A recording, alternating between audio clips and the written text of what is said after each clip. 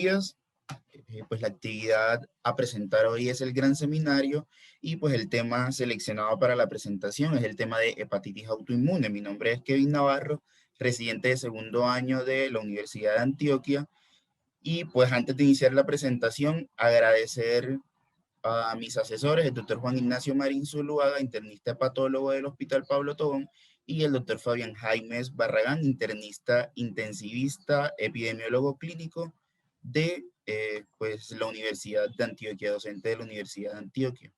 Entonces vamos a iniciar con esta es la hoja de ruta que les presento y que vamos a desarrollar durante pues toda la charla, una introducción, un caso clínico, hablar un poco del contexto histórico de epidemiología, luego ya sí adentrarnos en la fisiopatología, el diagnóstico y la presentación de esta enfermedad, y pues finalmente hablar del tratamiento, responder el caso clínico y unas breves conclusiones que pues, me gustaría mucho que quedaran muy claras y que se llevaran para la casa luego de la charla de hoy.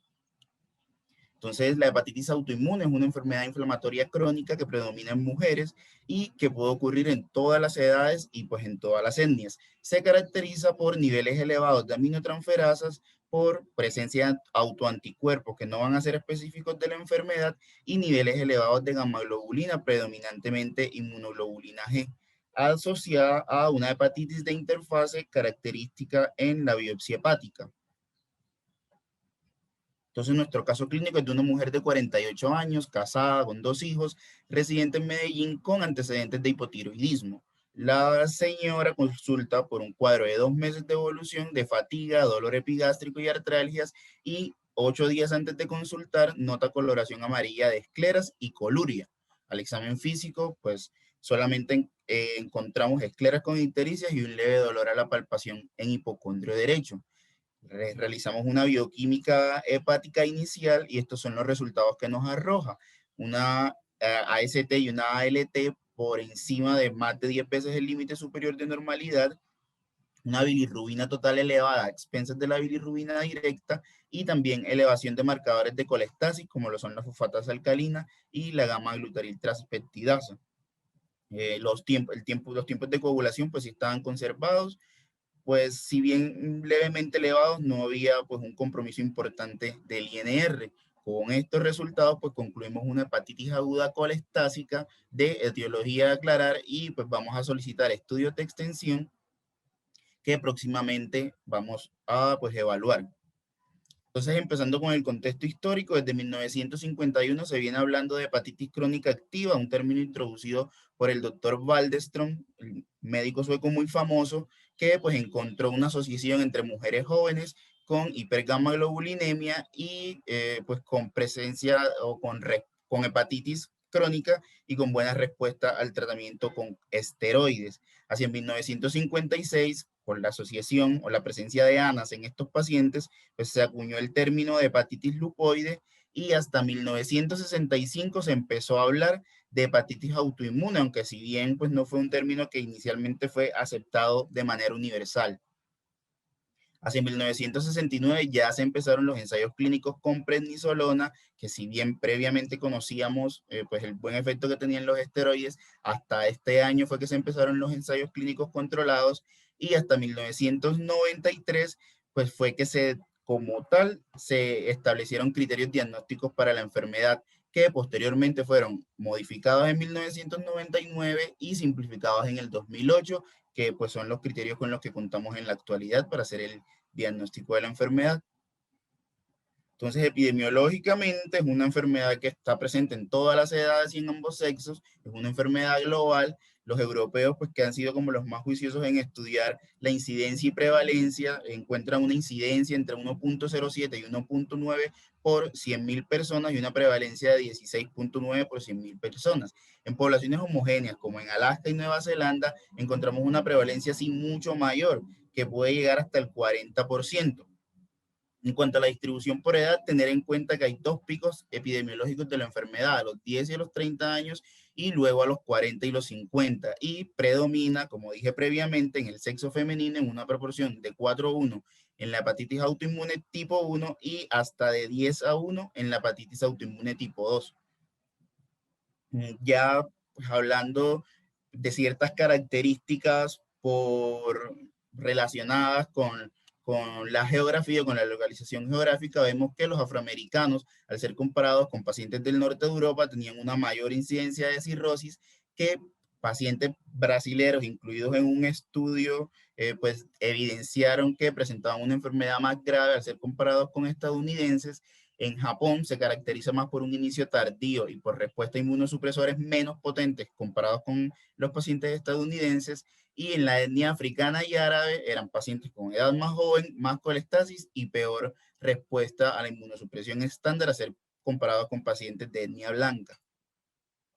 En cuanto al contexto local, tenemos datos, pues este es un estudio publicado por el Grupo de Patología del Hospital Pablo Tobón Uribe, que pues recolectó una cohorte de pacientes de 361 personas, llegando finalmente a incluir 278 pacientes en el estudio, que eran los que cumplían criterios de inclusión, es decir, criterios diagnósticos de hepatitis autoinmune y de una edad mayor a 16 años. De esta corte pudimos saber que el 90% de los pacientes eran mujeres y que la mediana edad del diagnóstico fue a los 50 años.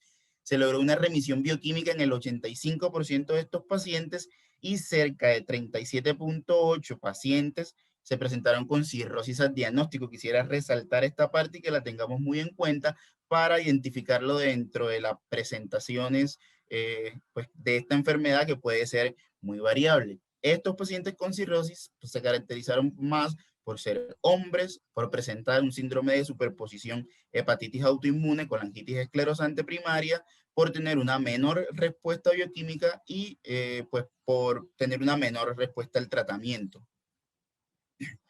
Tenemos unos factores de riesgo asociados, definitivamente el sexo, predominante en mujeres, la edad, hablando de los picos de incidencia que previamente comenté, vamos a tener una predisposición genética muy, digamos que muy relacionada con pues toda la parte del HLA, y pues finalmente factores ambientales como infecciones o medicamentos.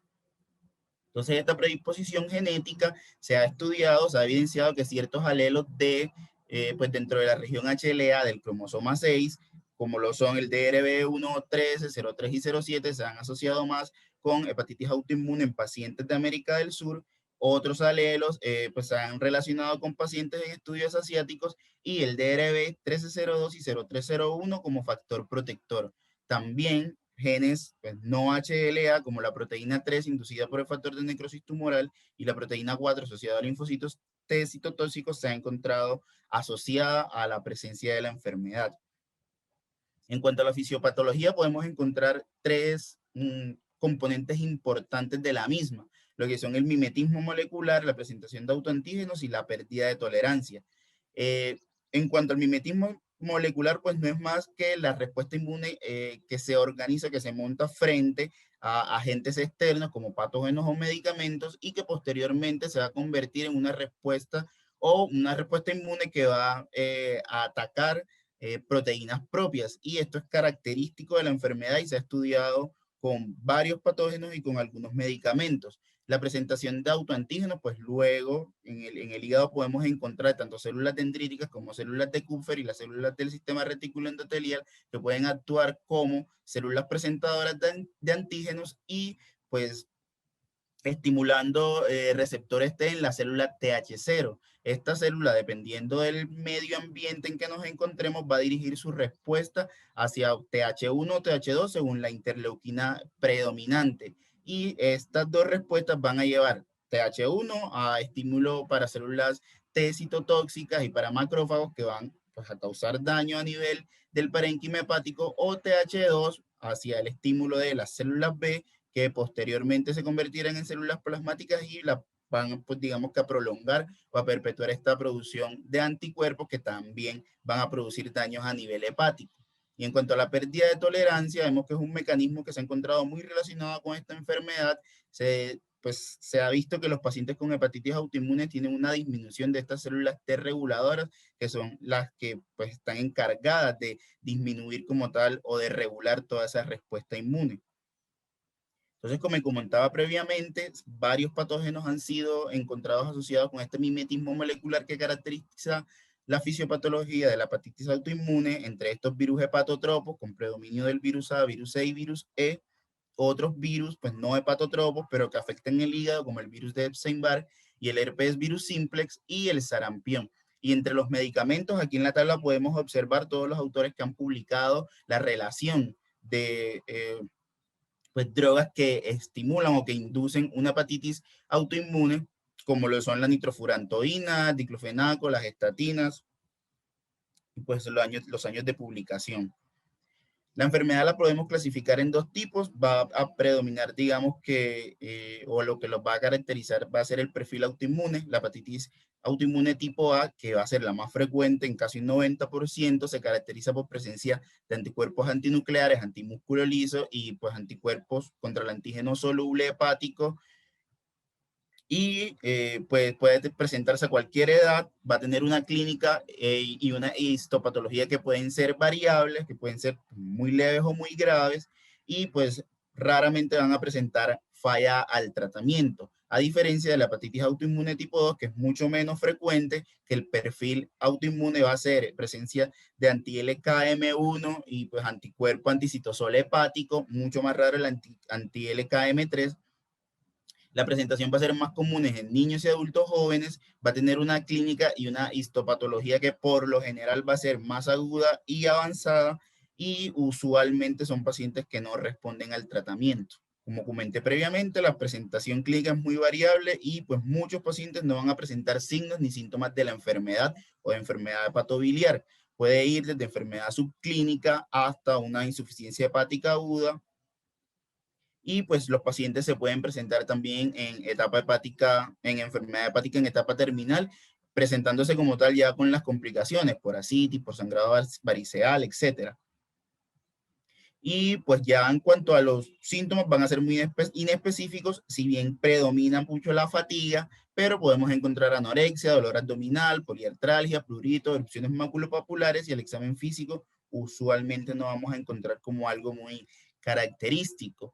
Podemos encontrar dentro de la presentación síntomas, o el paciente nos puede referir síntomas característicos de otras enfermedades autoinmunes extrahepáticas, y entre estas quisiera resaltar la tiroiditis de Hashimoto, que pues en el estudio realizado con esa corte de pacientes del Hospital Pablo Tobón se encontró una alta asociación, y eso es muy similar a lo que uno ve en la literatura universal, de hepatitis autoinmune con hipotiroidismo. Pues de igual manera también, y pues sí con menos frecuencia, pacientes con artritis reumatoide, con lupus eritematoso sistémico o con síndrome de Sjögren.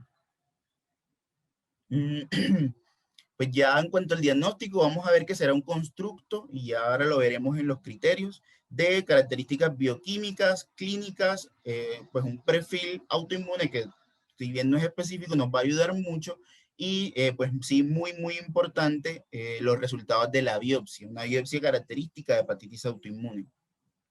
Entonces, en cuanto a pues, los datos bioquímicos de la enfermedad, lo característico es una elevación de aminotransferasas y pues una elevación de fosfatasa alcalina normal o ligera, o una fosfatasa alcalina normal o ligeramente elevada. Esta elevación suele fluctuar en el tiempo, y el predominio pues es de ALT sobre AST. Vemos que usualmente el compromiso de la hepatitis autoinmune inicia en la tríada portal, que se caracterizan por pues, estar más cerca de los hepatocitos con mayor concentración de ALT. Y los niveles de bilirrubina pueden ser variables. La elevación de gamoglobulinas, particularmente la inmunoglobulina G, en ausencia de cirrosis, es pues, un sello distintivo de la enfermedad, y además es un marcador confiable para el seguimiento. Cerca del 85% de estos pacientes pues, tienen presencia de IgG elevada al inicio. Y pues ya hablando de los anticuerpos que utilizamos para el diagnóstico, para el cribado de la enfermedad, son los ANA, que usualmente van a tener un patrón homogéneo, aunque no es característico ni mucho menos patrón neumónico de la enfermedad, los antimúsculo liso y pues, los anti-LKM1. Es con lo que realizamos inicialmente pues nuestro cribado, aunque pues la Asociación Europea para el Estudio del Hígado, en su guía del 2015, nos recomienda el uso del antígeno soluble hepático por su alta especificidad, una especificidad de cerca del 98%. pues tenemos anticuerpos adicionales a solicitar y entre estos incluimos los anticuerpos, los pues, PEANCA, los anticuerpos contra el antígeno soluble hepático y contra hígado páncreas, los anticuerpos anticitosol hepático y el LKM3, que pues sí es un poco más raro. Y los pacientes que tienen una presentación con anticuerpos no detectados usualmente se asocian a presentación aguda de la enfermedad.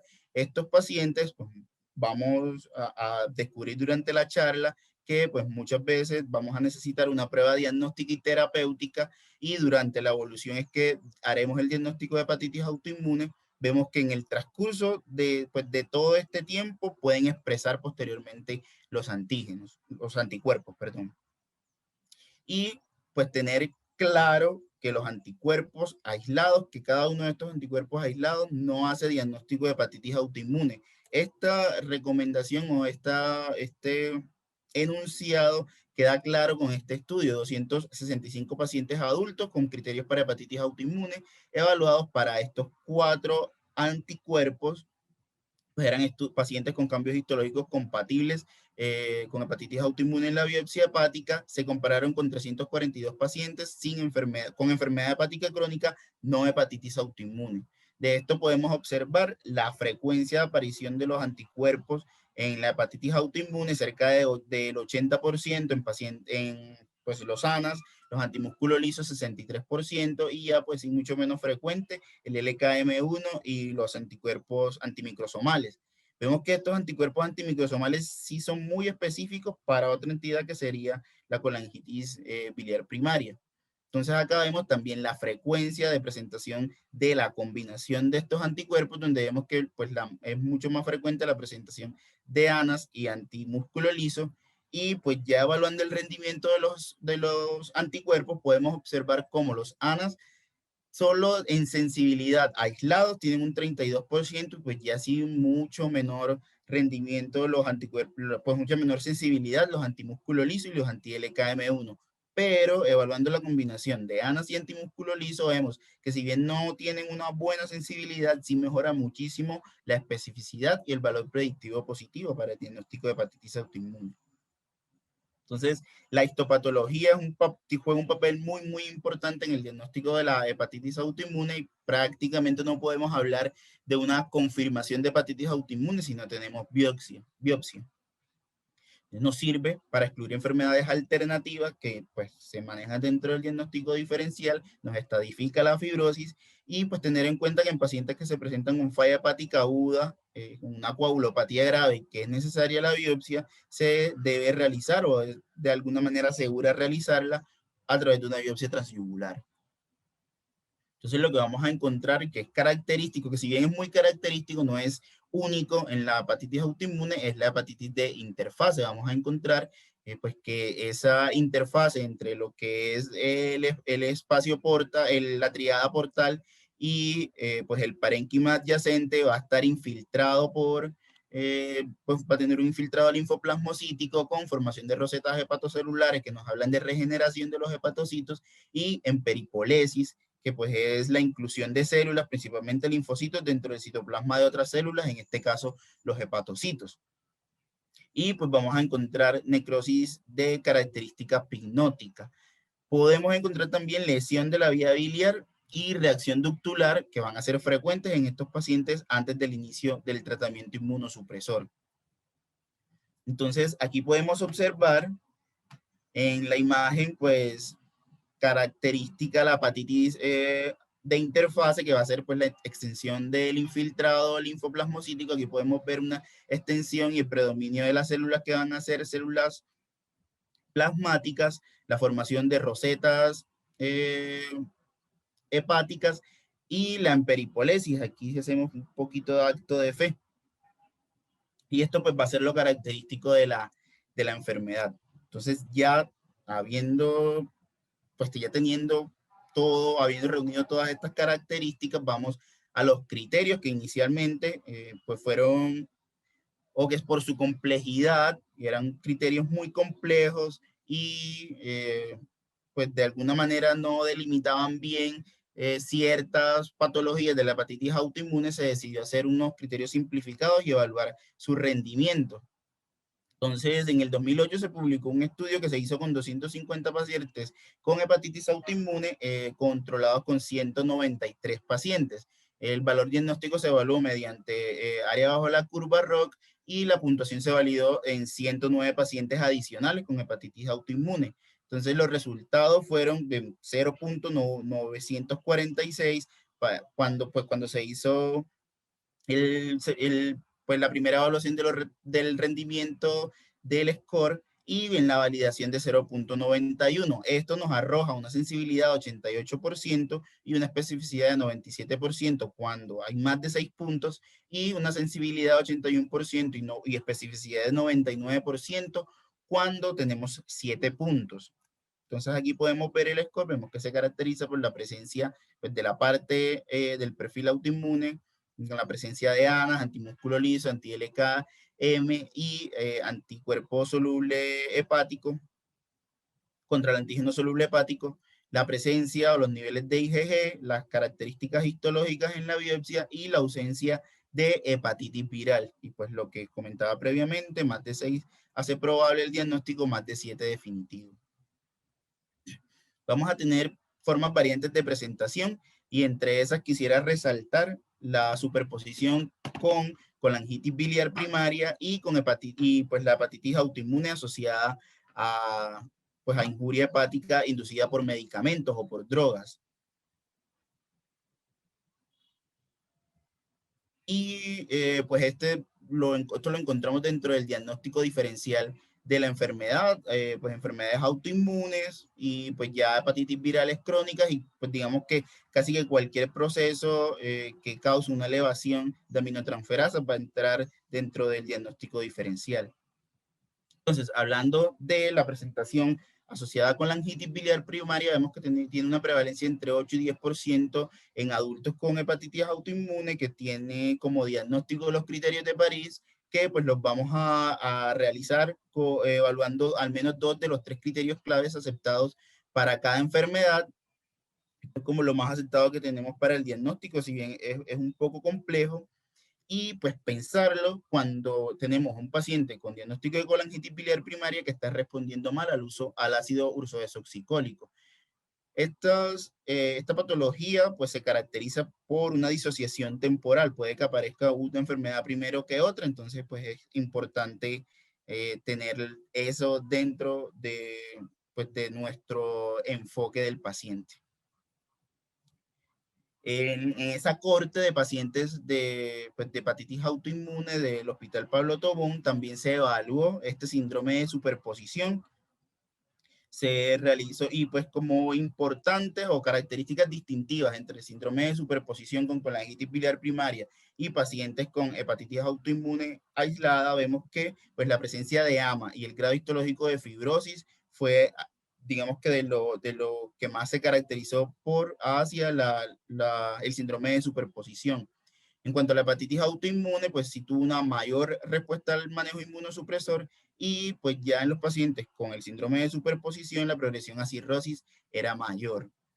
Y pues en cuanto a la presentación clínica vemos cómo fue, pues cómo hubo pacientes más asintomáticos en el grupo de hepatitis autoinmune y fueron más con síntomas inespecíficos, cerca del 60% en los pacientes con el síndrome de superposición. Entonces, para tener en cuenta que tenemos que apoyarnos mucho pues, en todo el perfil hepático y en ser muy juiciosos con todo lo que vamos a solicitar para el estudio, porque la clínica pues, puede ser muy inespecífica.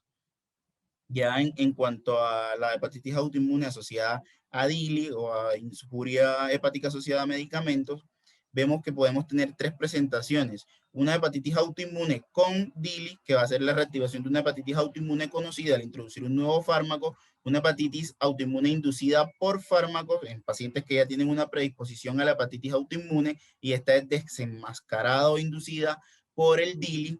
Usualmente estos pacientes tienen pues buena respuesta al esteroide y recaída después que se suspenden, como ocurre con cualquier hepatitis autoinmune, como es lo clásico, y el DILI inmunomediado, que es un proceso agudo o crónico, dependiendo de la duración del estímulo y del daño hepático, que se resuelve con el retiro del fármaco. Esto es muy importante porque este paciente se beneficia del retiro de la inmunosupresión y va, pues, no va a tener como tal una recaída. Entonces es importante identificar cuando estamos en el contexto de un DILI como tal, un DILI inmunomediado, para suspender la inmunosupresión. Entonces, en ocasiones, pues solamente nos vamos a basar en el seguimiento. La biopsia no, digamos que no nos ayuda tanto a diferenciar entre estas dos patologías, y lo que se puede hacer o lo que se recomienda hacer es iniciar una prueba terapéutica. Si los pacientes responden, pues desmontar el esteroide. Si hay una recaída, definitivamente estamos en el contexto de una hepatitis autoinmune, y si no, pues estamos en el contexto de un DILI, y de esta manera pues evitar nueva exposición a la droga que lo causó. Entonces, el tratamiento pues se caracteriza por una fase de inducción y una fase de mantenimiento. En la inducción vamos a utilizar esteroides. Se recomienda pues prednisolona dosis de 0.5 miligramos, 0.5 a 1 miligramo kilo, con el desmonte semanal, y azatioprina para la terapia de mantenimiento. El objetivo apunta hacia disminuir los valores de aminotransferasas e inmunoglobulina G, que pues lo ideal es que lleguen a un valor sérico normal. Entonces, la parte del tratamiento quise pues desarrollarla con preguntas que me parecieron importantes. Entonces, ¿por qué tratar a estos pacientes? Definitivamente sí hay que, ¿por qué tratarlos? Pues hay una causa clara e importante. Estos pacientes progresan a fibrosis, cirrosis y enfermedad hepática terminal. Se demostró que los esteroides mejoran tanto pruebas de función hepática como síntomas y supervivencia, y pues incluso en estudios que se han realizado se ha evaluado que han tenido pues una regresión de la fibrosis hepática seguida a través de elastografía. Entonces, definitivamente estos pacientes sí se tratan. Este pues un estudio clásico publicado en 1980, donde claramente podemos observar las diferencias en la supervivencia de los pacientes que fueron tratados con esteroides comparados con los pacientes de placebo. Entonces, tratamos a todos. Lo ideal es sí, lo ideal es tratar a todo paciente con hepatitis autoinmune, aunque podemos tener ciertas concesiones o ciertas excepciones. Usualmente en pacientes que tengan una enfermedad leve, un índice de actividad modificado bajo, sin fibrosis avanzada, con una elevación de aminotransferasas pues menos de 3 veces el límite superior de la normalidad, y que sean pues, pacientes de edad avanzada con comorbilidades graves. Por lo fluctuante de esta enfermedad, es muy importante en estos pacientes que no se tienen con seguimiento, que deben ser definitivamente una minoría, tener un seguimiento estricto. La duración de tratamiento debe ser al menos, o pues la recomendación es al menos 2 años después de la normalización completa de las aminotransferasas y la inmunoglobulina G, y se recomienda la biopsia hepática antes de suspender la terapia. Incluso, pues, en nuestra escuela ya hay como una tendencia a dejar de manera indefinida la azatioprina.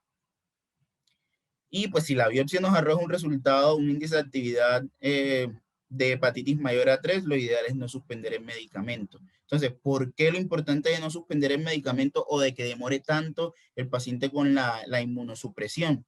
Este estudio de 131 pacientes intentó determinar el riesgo de recaídas después del retiro del medicamento, considerando recaídas, elevaciones de aminotransferasa de ALT por encima de 3 veces el límite superior de normalidad, y una pérdida de remisión si pues había reinicio del tratamiento. Entonces vemos que en la gráfica podemos observar claramente el porcentaje de remisión asociado con el tiempo después del retiro del medicamento, y pues finalmente se evaluó que a los 3 años hasta el 81% de los pacientes presentaban recaídas posterior al tratamiento.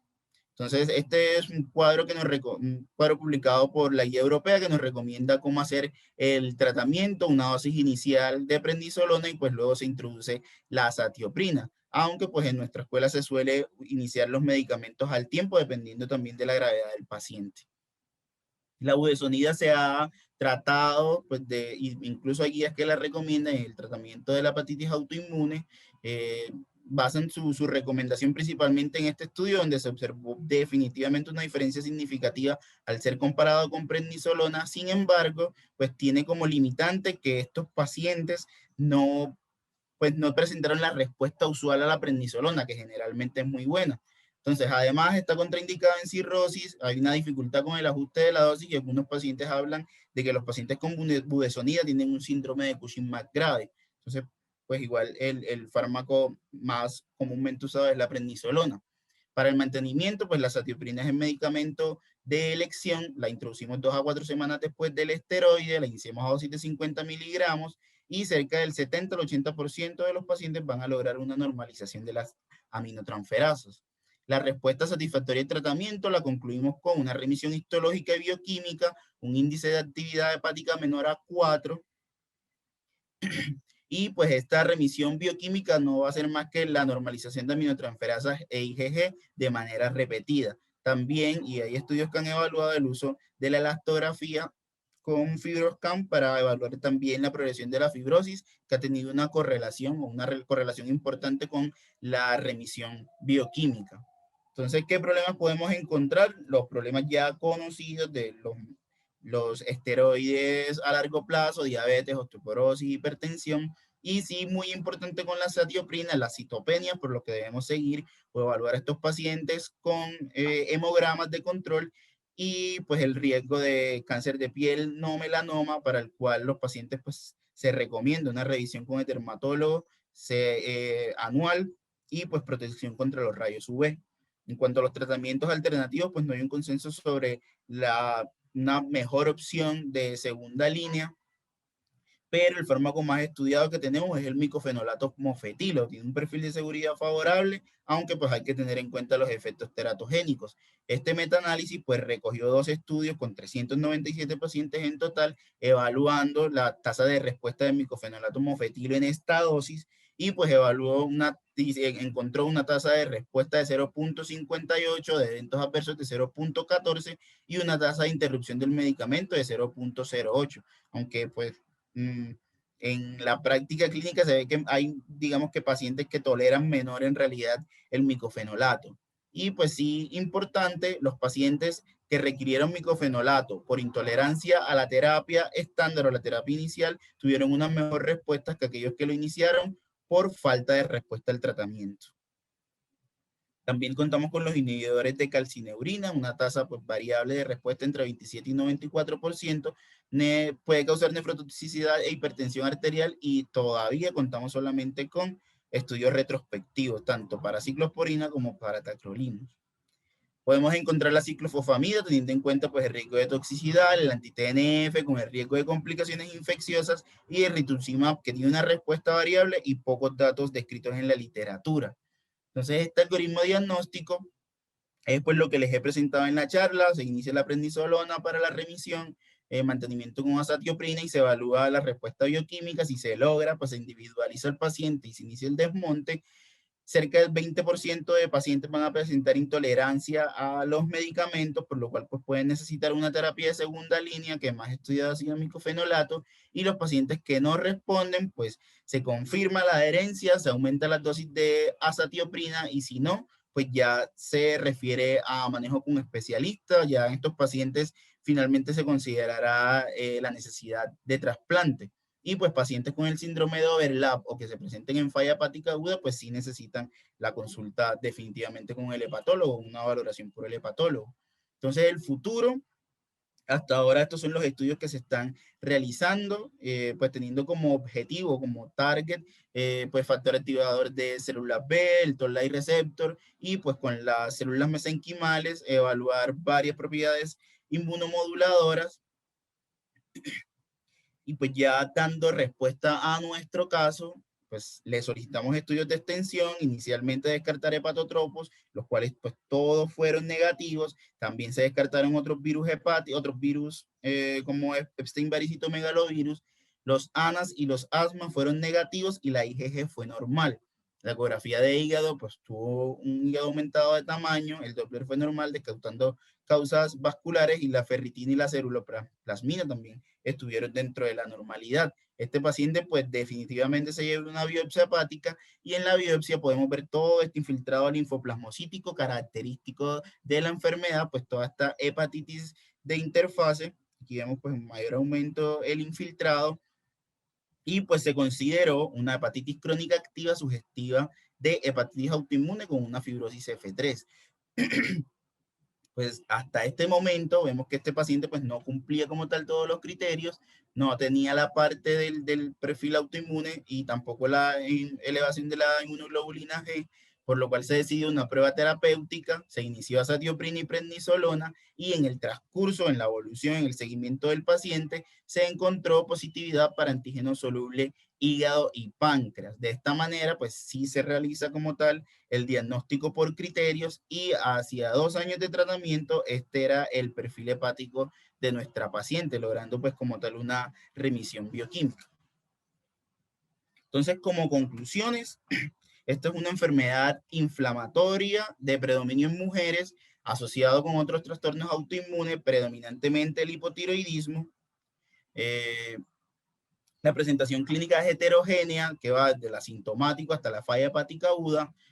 Importante tener en cuenta que se asocia con síndromes de superposición que pueden dificultar el diagnóstico.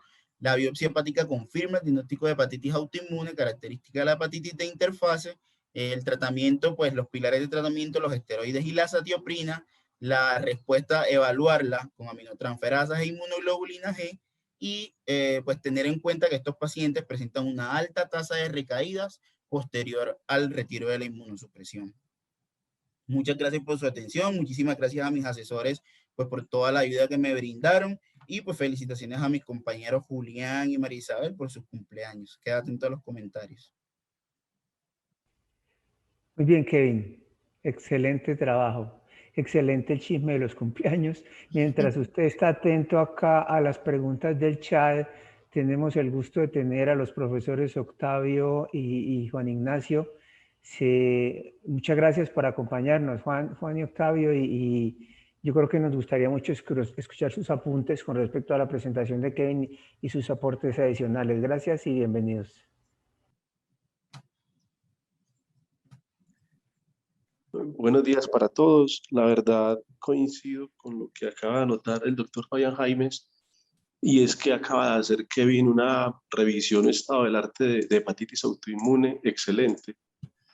Cuando nosotros recogimos la base de datos que se recogió con el doctor Gabriel Sebastián Díaz, que fue uno de los fellows, de verdad que el interés era demostrar que la hepatitis autoinmune, que en un principio se pensaba que era una enfermedad exclusivamente de nórdicos, nosotros tenemos una alta prevalencia en falla hepática aguda por hepatitis autoinmune, alta prevalencia de hepatitis autoinmune como indicación de trasplante, y de verdad que no, el único comentario es felicitar a Kevin porque de verdad que le quedó un estado del arte muy bien construido, toda la historia natural de la enfermedad, dificultades en el diagnóstico, en el tratamiento, supremamente bien el trabajo de Kevin. Muchísimas gracias por todo. Muchas gracias, Juan Ignacio. ¿Octavio está por acá? Sí, por aquí estoy. ¿Me escuchan bien? Muy bien, hermano. Adelante. No, pues ya Nacho le echó las flores a Kevin, pero sí, de acuerdo. Muy buena la presentación. Y como comentario, yo creo que resaltar el hecho de que durante mucho tiempo la hepatitis autoinmune se pensó como una enfermedad rara. Inclusive en nuestro medio es considerada una enfermedad huérfana. Pero en los últimos años, a partir de muchas series latinoamericanas y también pues con las publicaciones que ha tratado de hacer el grupo, se ha ido demostrando que más que una enfermedad rara, tal vez es una enfermedad que a veces no es buscada o es mal diagnosticada, ¿sí? Siempre pensamos en ella como una enfermedad bifásica, con un pico en una edad media de la vida y con otro segundo pico alrededor de los 50, los 60 años, y predominantemente en el género femenino, y cada vez vemos que es una enfermedad mucho más generalizada, que en general no respeta ninguno de los dos géneros y que se puede presentar a cualquier edad. Y por lo tanto, para el internista es muy importante tenerla presente siempre dentro de cualquier diagnóstico diferencial en una enfermedad hepática. Como vieron, abarca todo el espectro de la enfermedad hepática, desde los pacientes que son asintomáticos con alteraciones leves de la bioquímica hepática, pasando por las hepatitis agudas, las hepatitis crónicas, la cirrosis y obviamente la falla hepática aguda. entender que para su diagnóstico siempre se deben tener presentes los criterios diagnósticos, sean los criterios acortados como lo vieron en la presentación o los criterios extendidos. Es la única herramienta diagnóstica confiable que tenemos. Debe ser apropiadamente usada y muchas veces, como lo ven los residentes cuando rotan por acá, muchas veces uno no cumple los criterios en el momento en el que está pensando en la enfermedad. Muchas veces a los pacientes hay que seguirlos en el tiempo, especialmente con respecto a los autoanticuerpos. Hay que estar repitiendo las pruebas hepáticas y hay que estar muy pendientes de los hallazgos histopatológicos para hacer el diagnóstico.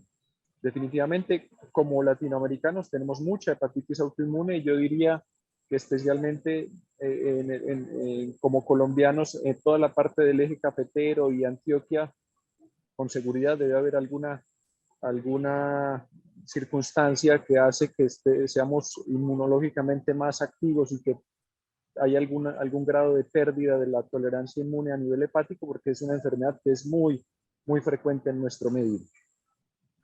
Del tratamiento, Kevin lo anotó muy bien, de pronto que no quede en el aire de que por escuela nosotros iniciamos la inmunosupresión conjunta con prednisolona y acetoprina, sino que es una recomendación internacional. Simplemente en algunos escenarios se usa el inicio del esteroide solo, especialmente en los casos de hepatitis agudas graves o cuando el paciente está en falla hepática aguda, pero regularmente lo que se debe hacer es el inicio de los dos medicamentos, a no ser que el paciente tenga una contraindicación absoluta para recibir el antimetabolito. En el seguimiento siempre tener presente el desmonte del esteroide lo más pronto posible para evitar los efectos adversos, especialmente en los pacientes de alto riesgo. Eso quiere decir mujeres generalmente posmenopáusicas, para evitar efectos adversos metabólicos y de osteoporosis. No es que por escuela tampoco decidamos siempre sostener la inmunosupresión, sino que, como vieron, está demostrado que el fracaso en el retiro de la inmunosupresión, a pesar de seguir las recomendaciones de tener al paciente compensado, tanto desde el punto de vista clínico, bioquímico y hasta con remisión histológica, después de 2 años de seguimiento, las tasas de recaída son muy altas. Entonces, por eso nosotros preferimos siempre dejar el antimetabolito. Y con respecto a los pacientes que no tienen respuesta, que afortunadamente son escasos, lo primero antes de ponerse a hacer cambios en la inmunosupresión es tratar de ver si el paciente es adherente al tratamiento, si el paciente tiene un síndrome de sobreposición o si el paciente de pronto, que muchas veces no sucede, está consumiendo alguna otra cosa que le induzca toxicidad, puede ser medicamento o herbal.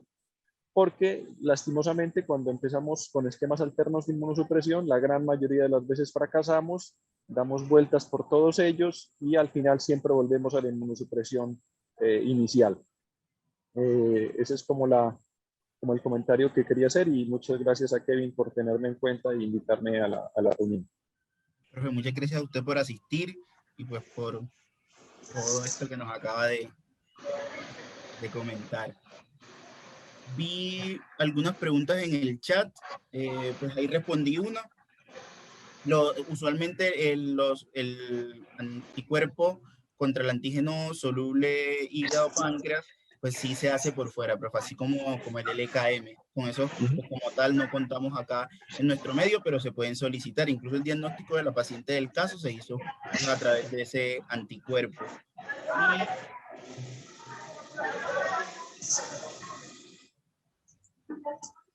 Es posible, hay una pregunta muy interesante, ¿es posible identificar remisión espontánea en estos pacientes?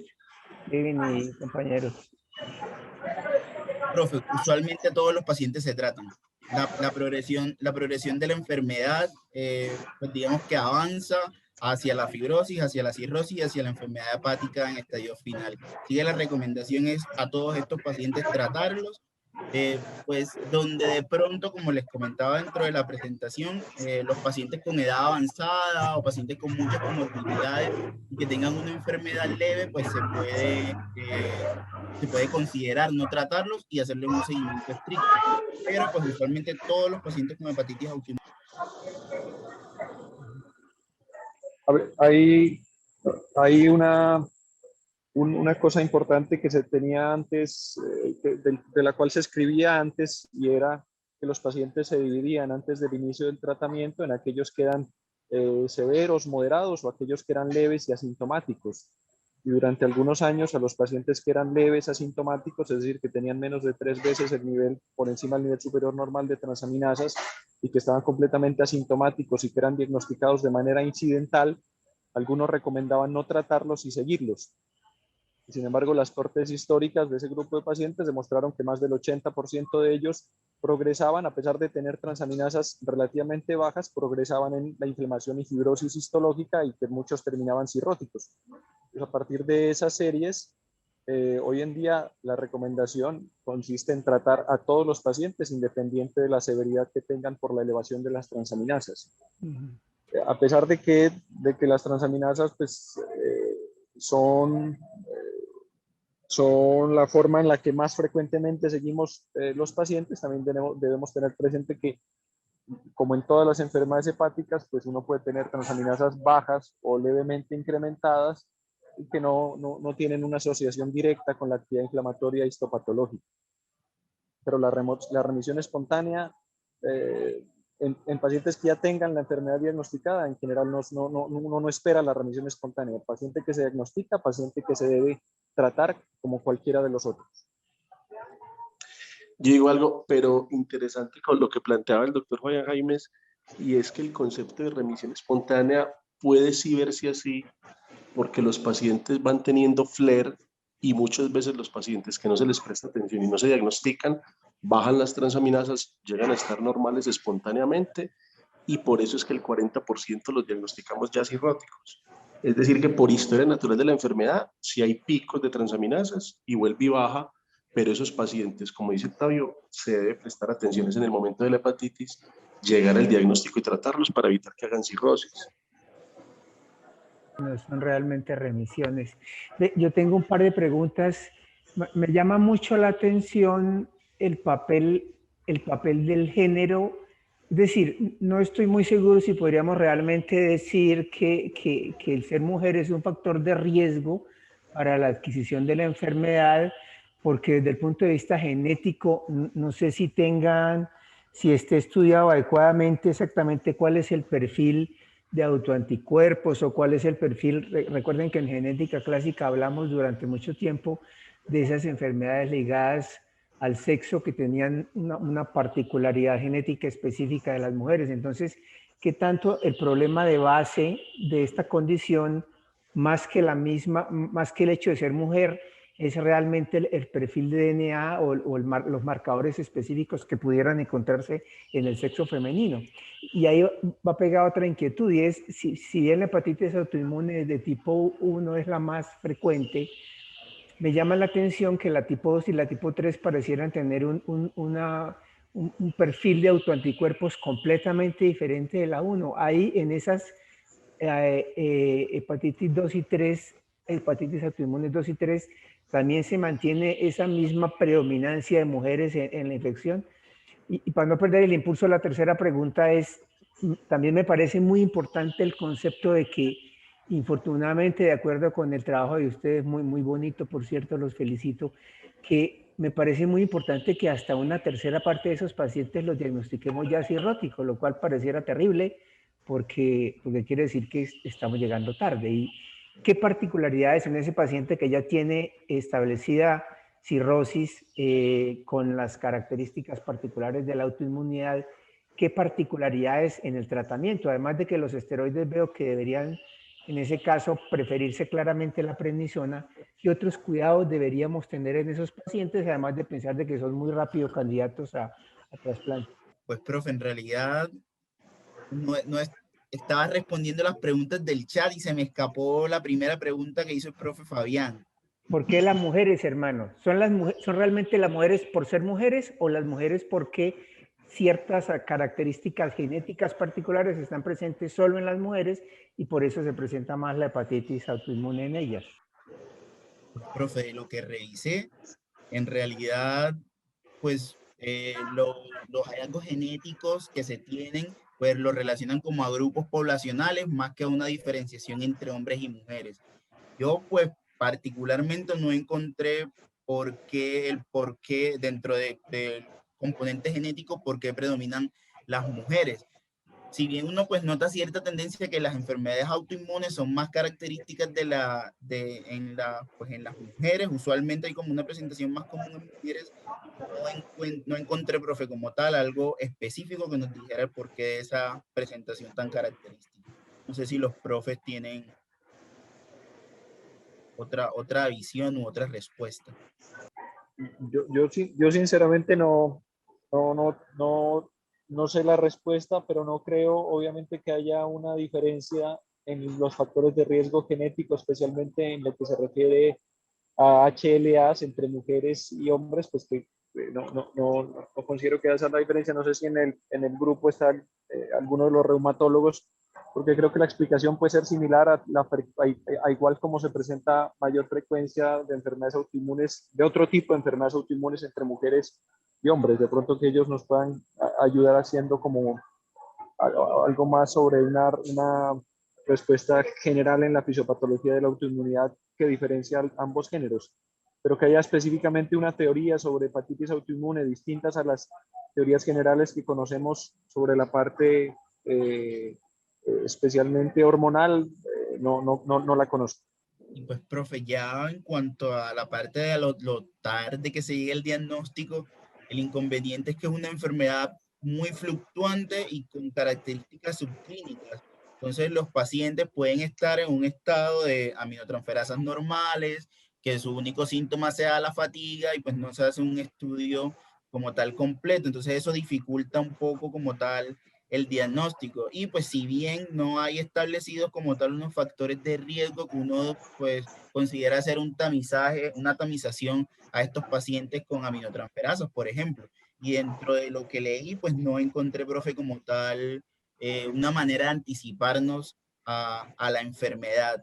También hay que tener mucho en cuenta, igual, pues tenemos que ir familiarizando como tal a toda la sociedad médica colombiana de que esta es una enfermedad que no es tan sospechada, pero que sí tiene una prevalencia importante en nuestro país. Incluso un estudio pues, también del grupo de los profes se evidenció que es una de las principales causas de falla hepática aguda.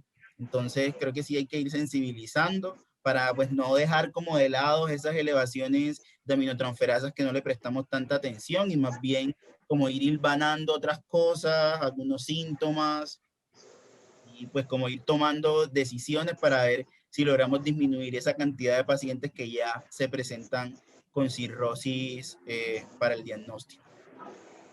Lo que preguntaba el doctor Fabián Jaimes con respecto a HLA y que es un trabajo que nos tenemos pendiente de hacer y demasiado fácil en el grupo porque la HLA estaría en el post. Y es que, por ejemplo, el HLA-DR3 está asociado con pacientes más jóvenes y formas más severas. Y el HLA también determina el tipo de hepatitis autoinmune. Por ejemplo, la hepatitis autoinmune tipo 2 es más HLA-DRB1 y esos pacientes, el perfil obviamente de anticuerpos es diferente. El porcentaje de cirrosis que encontramos nosotros en el grupo, que fue 40%, realmente es similar a lo reportado en la literatura y se da básicamente, además de porque llegamos tarde, por la historia natural de la enfermedad, que muchas veces es silente y cuando hacemos el diagnóstico ya están cirróticos. Ese tipo de pacientes, como mencionaba el doctor Fabián, es el paciente que nosotros nunca le quitamos la inmunosupresión. Si los diagnosticamos con un grado de fibrosis avanzada, bien sea cirróticos o no cirróticos, esos pacientes nunca le quitamos la inmunosupresión y lo que se encontró en el trabajo es que esos pacientes eran más hombres, jóvenes, pobre respuesta al tratamiento y terminaban obviamente mucho más frecuentemente trasplantados de hígado. Pero definitivamente, es decir, el hecho de que los pacientes se diagnostiquen cirróticos no creo que sea una condición que responda a lo tardío del diagnóstico por parte de los médicos, porque no solo en la serie nuestra, sino en todas las series internacionales, por ejemplo, en el escenario de los pacientes que hacen hepatitis aguda grave y que desarrollan falla hepática aguda, es decir, que se presentan muy agudos, cuando se trasplantan, el 30% ya están cirróticos. ¿sí? Yo no creo que De acuerdo. el hecho de que los pacientes se diagnostiquen cirróticos corresponda a una demora en el diagnóstico, en el tratamiento, sino a la misma historia natural de la enfermedad, que es una enfermedad que es muy larvada, que puede ser asintomática en un gran porcentaje de pacientes y que muchos de ellos van por la vida con unas transaminasas levemente aumentadas, pero asintomáticos, es decir, nadie los va a estar estudiando y obviamente no hay ninguna recomendación para tamizar enfermedad hepática en población general. Entonces, ese resultado yo creo que no lo vamos a cambiar, pues eso hace parte de la historia natural de la enfermedad. De acuerdo. Muy bien, muy bien. Tremenda reunión, muchísimas gracias. Extremadamente productiva, gran trabajo de Kevin y muchísimas gracias a Octavio y a Nacho por acompañarnos en esta reunión de hoy. Yo creo que podemos dar por terminado y agradecerle a todos los participantes. Feliz semana y cuídense. Muchísimas gracias, profe. Muchísimas gracias al doctor Octavio, al doctor Juan Ignacio y a todos los presentes. Un abrazo y que estén muy bien.